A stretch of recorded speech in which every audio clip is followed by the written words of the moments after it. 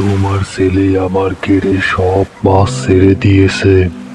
আমার অনেক বড় ক্ষতি হয়ে গেছে।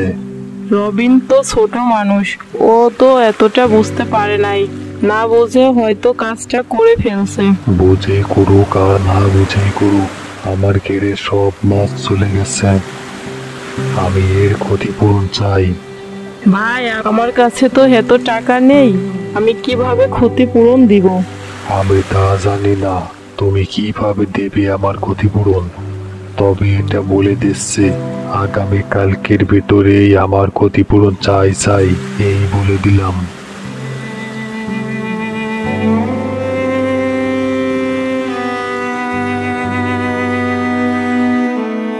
রবিন বাবা, তোর কি দরকার আছে মানুষের এত উপকার করার? তুই কি জানিস মানুষের উপকার করতে গিয়ে মানুষের কতটা ক্ষতি করিস? সবার ক্ষতিপূরণ দিতে দিতে তোর বাবা রেখে যাওয়া সব অর্থটাও আমি এখন হারিয়ে ফেলেছি।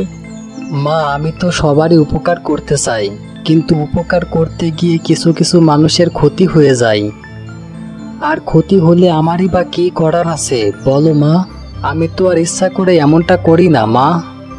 বুঝি তো বাবা, সবই তোর মানুষের উপকার করার শখ অনেক।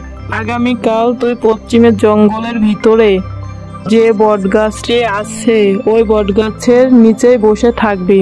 যতক্ষণ কেউ ডাক না দেয় ততক্ষণই বসে থাকবি। আচ্ছা মা, ঠিক আছে।